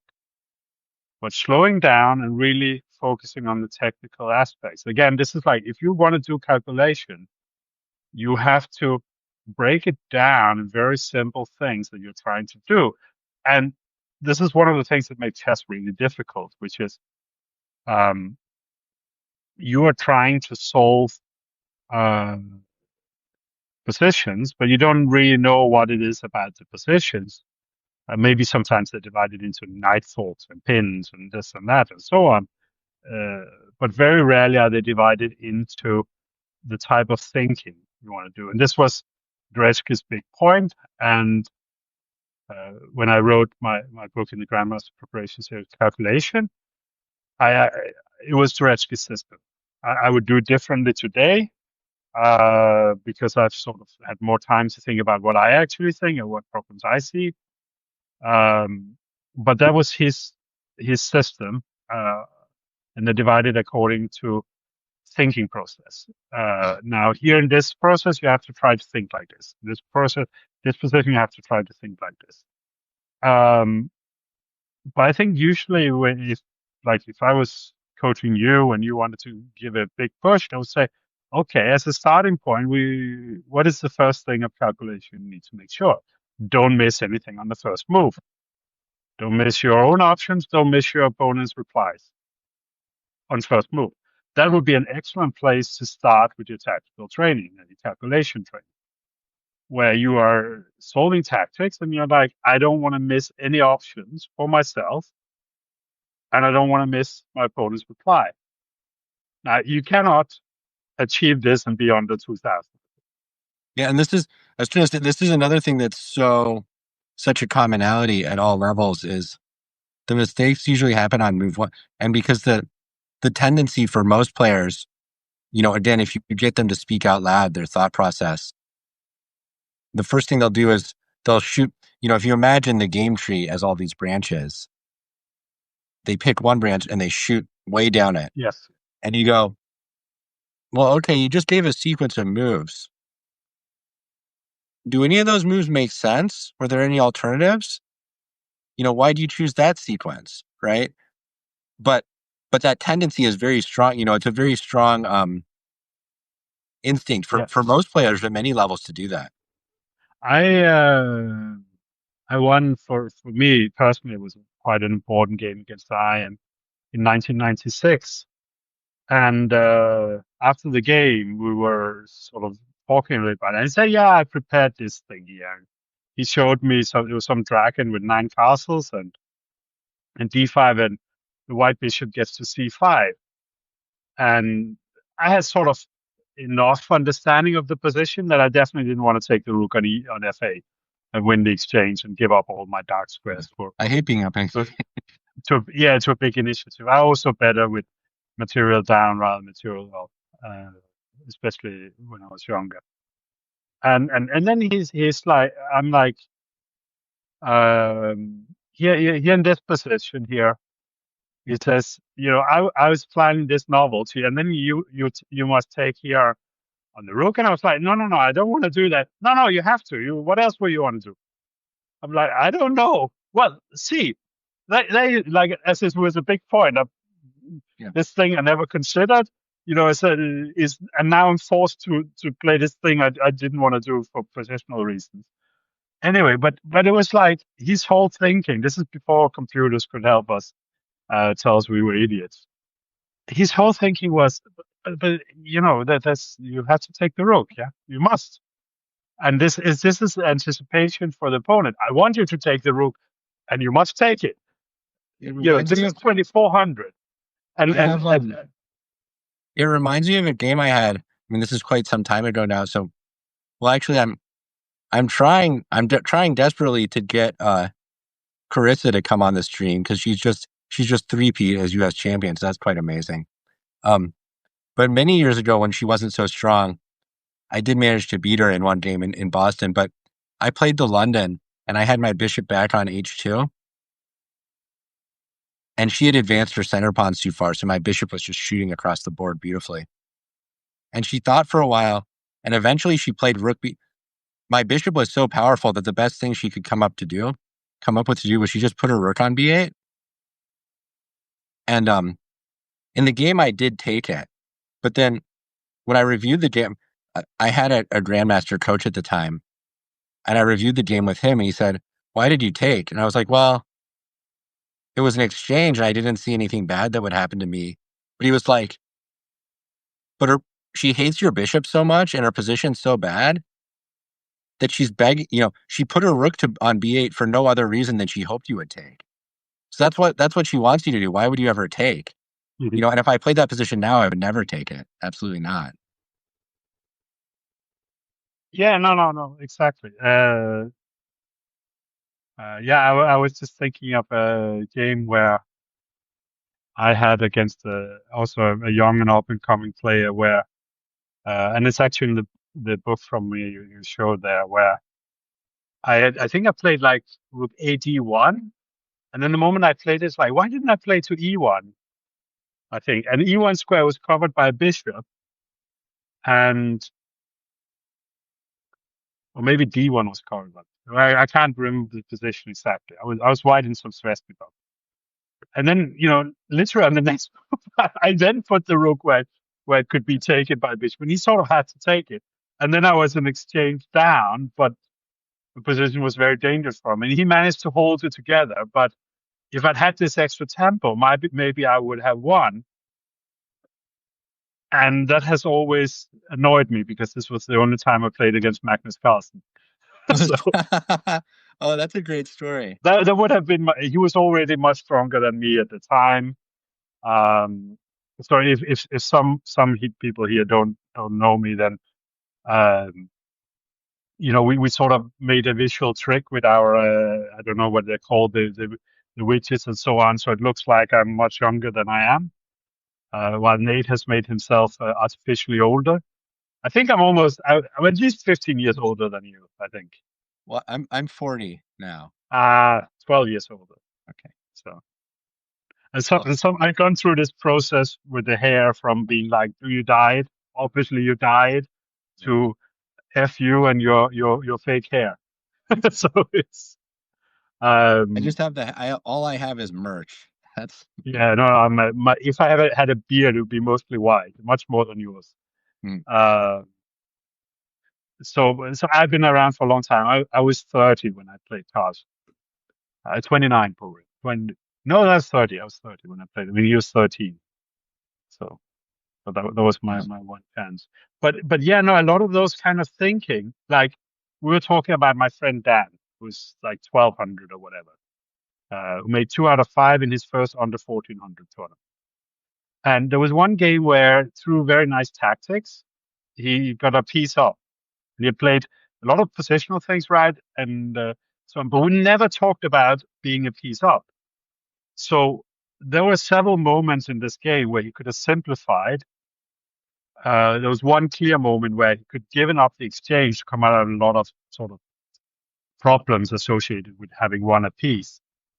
And he would have bishop and knight against bishop, knight, and rook and queen against two rooks and queen. But the black piece were totally not playing. His opponent's players, they were certain were not playing at all. And instead, he was sort of still in this kind of like mode of trying to attack and Natural. do Yeah, I've things. actually. Mhm. But the idea of how you convert it into answers, we never talked about it. And that's the kind of thing you learn along the way of playing. And that's That's why actually playing is my important. my publishing schedule.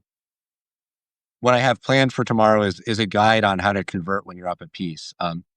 That has not been written yet, but hopefully I'll get to it before tomorrow. I'm sure you will. Yeah. You know what? So let's actually. Well, you've been super generous with your time. Um, Well, we did start late. I know. Yeah, So, no problem. But I don't want to abuse that too much. And also, I think no. As much as people are yeah. interested in, I'm here. So let's. My thought is perhaps we can do a Q&A and then call it a night, and then hopefully one day we could have you on again as well. But I'd love to do some Q&A. Whenever people have forgotten how boring I am, I'm happy to return. So okay, let's open it up. So I see, people are in here. It just enter in the chat. Does anyone have any questions for Jakob? Now is your chance. Now is your great chance. Who's brave enough? Usually when once someone asks one, the floodgates open. I find. Yeah, I think so as well. Um, Well, maybe I'll kick it off by asking one. Mm, is there any pitfall or trap? Anything that people do wrong that really makes them get quite a lot less out of tactics or calculation than they could do. Yes, there really is. So that is that they focus too much on whether or not they get a problem right or not. So what you're trying to do in a training session, you should define that. And and I think that's really the most important thing. So if we're saying that you want to get better at chess, now that inevitably includes either learning more or thinking differently. If we talk about calculation, it's definitely thinking differently. Now, if you sit down with exercises and just try to solve them and only focus on is am I right or wrong, and then do it in the same way as you always have done with no reflection on how you're doing, how you're approaching them, you will get marginally better. It's sort of like trying to improve your tennis by just running around and not at all ever thinking about technique. My first tennis lesson I had with a coach, and this at this point I was already close to 40 with this particular coach, and I just had this sort of like felt more and more like I needed back to basics approach. So I started out asking, how should I hold the racket? Mm-hmm. I was on the second team out of like 5. And he's like, what are you talking about? You know how to hold the racket? I was saying, yeah, well, let's start there anyway. How should I hold the racket? I was sort of, in my mind, I was sort of thinking about back to when I had learned to drive a car, where the first thing I wanted to learn was how to stop the car, because I thought everything else would sort of follow. But anyway, so I'm like, okay. He said, okay, show me how you hold the racket. So I told him how to. I said, are you holding the racket, man? So I said, no. What you need to do, you need to do this, and when you have a backhand, you sort of slide it, and then you're like this. Much better. And then I had to work on that for a while, you know? The reason I'm laughing and what I just did is so You plugged in your phone. no, I play just a little bit of tennis, but what I play actually more is frisbee. And I always had a problem with the backhand throw. Mm-hmm. And I used to have a really wonky grip where I like splayed some fingers. Mm-hmm. And this year I said I'm just gonna simplify my grip. I'm just gonna grab all the fingers Yeah. inside the rim. So I have anchor points. All those fingers are gripping inside the rim. And I'm gonna start from that. So yeah, I kind of did the same thing. And to I simplify. have done the same thing with guitar. So I used to sort of hold the guitar pick like this Mhm. here, which means that whatever you do, there will be a lot of tension up your arm. Now, there are some very good at guitar players that hold a pick like this to sort of compensate for it in a way, but a much better grip is this is what like 70% of the best guitar players are hold it like this, because the hand can be very relaxed and you can do this. There's no tension at all. So there's a lot of these simple things. So let's transpose this into chess and say let's say you are 1800 and you say, okay, I'm doing tactics already, and I'll continue doing some tactics where I just, sort of getting the patterns, guessing, and I don't have to be super concentrated. I just don't do anything else at the same time would be great, but that's about it. And I'm just doing 5-10 minutes on on the train to work or whatever, the lunch break. Already doing that sort of regularly as we were recommending, but I actually want to go into where I'm sort of thinking. So what are you trying to achieve when you're thinking? First of all, you're trying to achieve a higher level of concentration, and you're trying to see things that don't come to you for free. So you can have a very starting point, which is, first of all, I have to be in a distracted environment. Sometimes that can be very difficult. Kids, spouses, noises, bosses that suddenly things like, why you're not working, all this kind of stuff. And but anyway, you try to put aside 10-15 minutes as a start. Then you have to solve some sort of positions. I don't care what position it is, solve something. I always prefer books because the solutions are much better, and you get 100 hours out of a book. It costs $30. It's 30 cents an hour. If you don't think your time is worth that, then okay, fair enough. But it doesn't have to be physical book. It could be chessable or chess tempo or forward chess, whatever. Some sort of guided training is good. Um, and then you sit down and then you try to have little goals and you have some sort of reflection of process. Well, I'm actually, so my problem is, let's say, I really always miss what my opponent is trying to do. I miss the defense all the time. You sort of go through your games with your coach or on your own or something. You sort of get this thing, I'm missing my opponent's options. Then you sit down and you're very focused on your opponent's options. Of course, you'll drift and start going to your variation. And long variation in one direction is very common indeed, as you're saying. And you sort of have this kind of thing. And then you finish solving the position. I always think it's a very good thing to write down the main points. Don't start writing long essays. Don't write just one move, but write down. So I think this is the main line. And oh yeah, at this point I had to see this also. But some sort of a little bit of honesty. I was very good at looking at the solutions afterwards and say, yeah, I think I saw Yeah, that's a big trap for sure. that.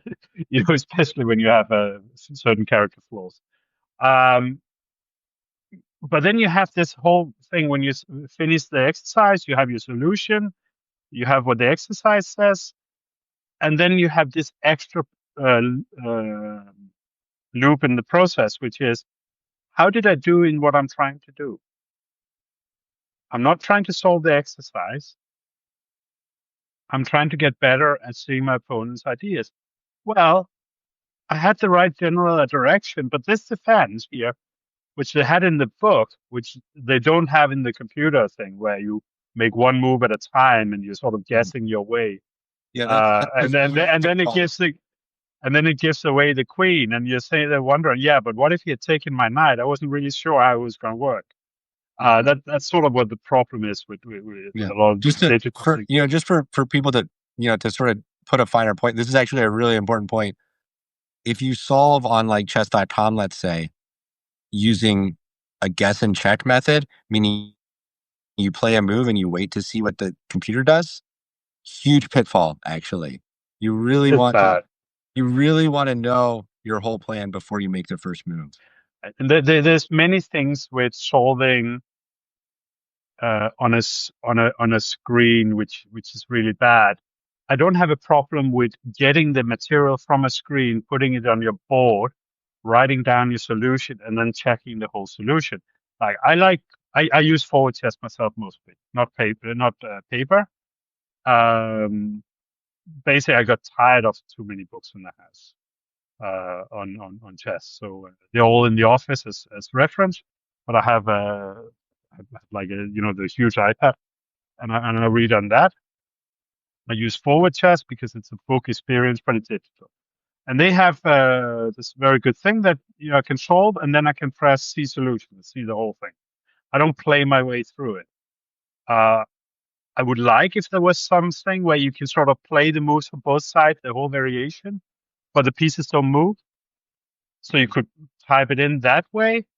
Maybe I'll talk to a sim and see if that's something we can do in future updates on I think I the end. know the dojo guys tried to create something like that. I haven't exactly checked out where it's at, but they seem to be doing a Yeah, good job with that. they're friends of ours as well, so I will see what they have. I talked to the tech guys also. But yeah, I think this idea where you are sort of guessing one move at a time, and especially because you're not predicting the answers and also the computer generated tactics, the defense is always bad. It's sort of numerically correct. It gives away the queen, but it's not what I call the critical line, which is Yeah. goodness It's like general expression. what was the most challenging one? What might you have missed? Yeah, yeah. So the way I define it is, what would the opponent play if he thought his position was okay? Yeah. But the most challenging line is probably equally good definition. Like Yeah. I sort of and define it anti-computer a little bit. So Hmm. um, and we found this actually with the homework. There was the most valuable things of doing it the way we do with people submit and we return to them is that there's a lot of we find out what people's real problems are in exercises, which we can't predict with a computer. Yeah. But Look, the whole idea to return to it is try to have a real concrete goal for what are you trying to work on, and then sort of if you manage to focus on that just some of the time, then your training is a huge success. okay, great. Let's do maybe one or maybe even two, and then we can call it a night. Or Raya asked, how much time do you recommend allocating to an individual calculation exercise? So I'd imagine he means on a per position basis. Are we spending 3 minutes per position, 5 minutes, 10 minutes? What's a good amount of time for one exercise? It depends on what your rating is. If you're 2600, sometimes it could be 20 minutes for half an hour. If you're not 2600, it will not be that long. It's something like 5 minutes. I think this is Um, actually underappreciated. Like a lot of players who are not so strong are always in time pressure and always telling me they need more time. And I'm like, you're not strong enough to use more time. You actually have to be tremendously strong to use 20 minutes on one move productively to organize your thoughts to that degree. Um, Often 20 minutes is just in practical games for very strong players. It's just when they have a number of options, they're all reasonable, and they just can't decide between them, to be yeah. honest. And afterwards, I think John Nunn's description is very good that if you had taken with the pawn or the bishop, may not matter so much, but the piece you blundered in time trouble definitely mattered. Hmm. Yeah. Yeah. So that's I think a psychological and time management trap that players of all levels can fall into. Okay, there's one. Maybe we can do one more.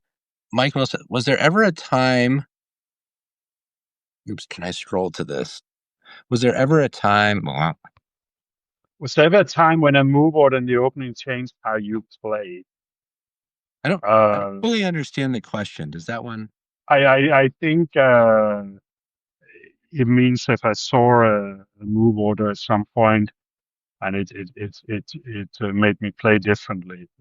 And the thing about move orders is I taught myself at some point around 20 years ago that if I saw a continuation 2, 3, 4 moves long, I normally almost automatically check to do it the moves in different orders and see if that made any differences. So I Right. sort of change move orders all the time. If it's I don't know, Someone it's was not a very clear question. Yes. someone was just advocating to me. You can play the London by playing d4, d5, c3, or you can even play the London with one c3. So maybe I'll have to try one of these to mess with people. I don't know. C3, C5, and it's exchange, Yeah. exchange Yeah. the That's how pawn. it's trade house. But it is like Liam Kwong Lee was doing it for his chessable course. He did d4, d5, knight f3, knight f6, c3, which is pretty interesting too. And you can do a lot of different move orders. If you're not a pretty strong player, I don't think you have to worry about this too much. I think I like Cosmo's opinion on these things, which is if you want to play like that, why spend time in the opening? Yeah, for me, I play a lot of blitz, so even a move that'll just make the move that just makes my opponent go what and pause for 5 seconds can be a valuable move for me. But okay, that's pretty far afield. You know what? I think we've covered a lot of ground tonight. Um, for me, some key takeaways. I think this thing of adjusting those Lee chess settings or chess.com settings so it's unrated and it's like -300 or -600 and really drilling the basics is really good for a lot of people. That's like a protocol that a lot of people can use. I think if you're still under 1600, you probably have a lot of meat to pick off the bone just by grinding those basics consistently, 10 minutes a day. Once you get up to like the 1800 level, maybe you start thinking about the calculation. Um, yeah, anything you add to that, Jakob? Any sort of key I think so. The most important point for me is this thing about when you're doing training, try to be really aware of what are you trying to achieve in your training, because it informs how you do things. So, for example, I was talking about Dan. So no, here a lot of players are not necessarily very strong. Um, that he's trying just to get a lot of the basic mechanics of chess tactics and so on into his head and the imagery, and therefore he's just solving a lot of them quite quickly. And he's starting off with these very very easy puzzles, and then after a year and a half, I put him on woodpecker puzzles, and suddenly the level is harder, and he's struggling more. But then he's sort of built up the ability to struggle. The point, there's a point to it.